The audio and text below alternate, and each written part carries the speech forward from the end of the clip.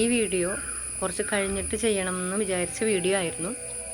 പക്ഷെ അത് ഞാൻ നേരത്തെ ചെയ്യണം. ഇപ്പോൾ ചില കാര്യങ്ങൾ നമ്മൾ ദൈവഹിതം പോലെയെന്ന് പറയില്ലേ, അതുകൊണ്ടായിരിക്കാം. വരാഹി ഉപാസനയെക്കുറിച്ചാണ് ഞാനിവിടെ പറയാൻ പോകുന്നത്. ഒരുപാട് പേര് സംശയം ചോദിക്കുന്നൊരു കാര്യമാണ് വരാഹി ഉപാസന.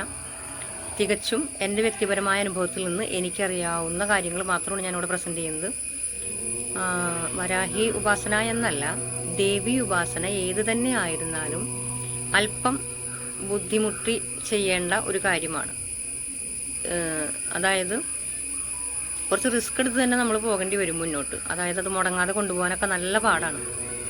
മറ്റ് ദേവതകളെ ഒന്ന് ഉപാസിക്കുന്ന പോലെയല്ല ദേവി ഉപാസന. അപ്പോൾ അതെന്താ സാധാരണ ആൾക്കാർക്കൊന്നും പറ്റില്ല വെച്ചാൽ എല്ലാവർക്കും പറ്റും, സാധാരണക്കാർക്കൊക്കെ പറ്റും. പക്ഷേ ഞാൻ പറഞ്ഞില്ലേ, ഓരോ വ്യക്തിയുടെയും അവസ്ഥകളും കർമ്മഫലങ്ങളും ഒരുപാട് കാര്യങ്ങളൊക്കെ അതിനെ ചുറ്റിപ്പറ്റി കിടക്കുന്നുണ്ട്. അതെല്ലാം അനുസരിച്ചായിരിക്കും നമ്മളതിലേക്ക് എത്തുന്നത്. ഇവിടെ വരാഹി ദേവിയുടെ ഉപാസനയെ കുറിച്ചുള്ള സംശയത്തിൽ പറയുകയാണെങ്കിൽ, ദേവീനെ നിങ്ങൾക്ക് അത്ര നിർബന്ധമാണ് ഇനിയിപ്പോൾ ദേവിനെ ഉപാസിച്ചേ പറ്റൂ എന്നുള്ളവർ ആദ്യം ചെയ്യേണ്ടതെന്ന് വെച്ചാൽ ദേവിയുടെ ഒരു ഫോട്ടോ വാങ്ങുക, പുഷ്പങ്ങൾ അർപ്പിക്കുക. ചൊവ്വ വെള്ളി ദിവസങ്ങളിൽ, പഞ്ചമി ദിവസങ്ങളിൽ അങ്ങനെയൊക്കെ നമുക്കറിയാലോ അതിൻ്റെ കാര്യങ്ങളൊക്കെ. നിവേദ്യം കൊടുക്കണമെങ്കിൽ നിവേദ്യം കൊടുക്കാം. തൽക്കാലം അങ്ങനെ ചെയ്യാം. ദേവിയുടെ മൂലമന്ത്രമൊക്കെ ജപിച്ച് ഭയങ്കര ഉപാസനയിലേക്ക് കടക്കുന്നതിന് മുമ്പ് അത്ര ആഗ്രഹമാണെങ്കിൽ. ദേവി ക്ഷിപ്രപ്രസാദിയാണ്. പക്ഷേ അത് ഈ പറയുന്ന പോലത്തെ ക്ഷിപ്രപ്രസാദമൊന്നും കിട്ടുമോയെന്ന് എനിക്കറിയില്ല, എൻ്റെ അനുഭവം വെച്ചിട്ട്. പക്ഷെ ഒരു കാര്യമാണ്, ഉറപ്പായിട്ടൊരു കാര്യം പറയാം.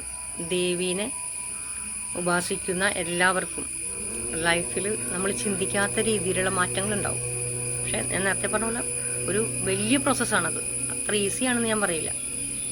ഇനി അടുത്തത്, നമ്മൾ ദേവി ഉപാസനയിലേക്ക്, വരാഹി ദേവിയിലേക്ക് കടക്കുമ്പോൾ സംഭവിക്കുന്നത് നമുക്കറിയാം. സപ്തമാതൃക്കളിൽ ഒരാളാണ് വരാഹി ദേവി. ശ്രീവിദ്യയിലേക്കുള്ള വഴിയും വരാഹി ദേവി തന്നെയാണ്.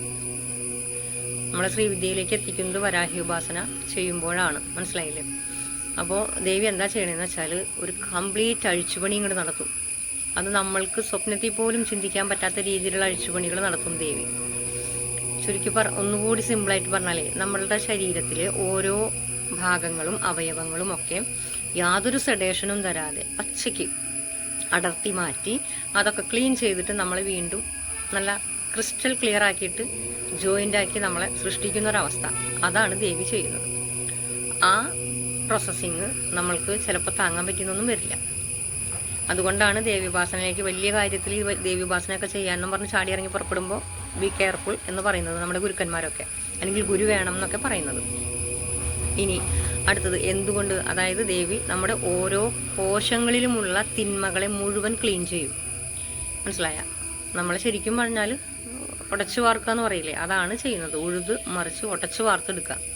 അപ്പോൾ ഓരോ കോശങ്ങളിലും ഉള്ള തിന്മകളെല്ലാം എടുത്ത് കളയും. എന്നിട്ട് കംപ്ലീറ്റ് ഈഗോ നമ്മളുടെ കട്ടായി പോകും. ഈഗോ കട്ടിംഗ് എന്ന് പറഞ്ഞാൽ നമ്മൾ ചിന്തിക്കാത്ത രീതിയിലാണ്. ലൈഫിൽ നമുക്ക് പിന്നെ ഈഗോ വരില്ല. ആ രീതിയിൽ ദേവി നമ്മളെ റെഡിയാക്കി എടുക്കും.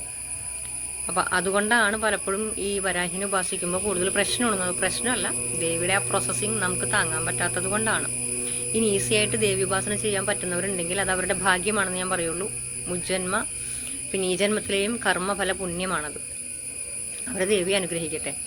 ഇനി ഈ പറഞ്ഞ നമ്മൾക്ക് സാധാരണക്കാരായിട്ടുള്ളവർക്ക് ദേവി ഉപാസനയിലേക്ക് കടക്കണം, പ്രത്യേകിച്ച് വരാഹിയിലേക്ക് കടക്കണമെങ്കിൽ ആദ്യം തന്നെ നമുക്ക് സാക്ഷാൽ മഹാദേവനെയും മഹാവിഷ്ണുവിനെയും കൂട്ടുപിടിക്കേണ്ടി വരും.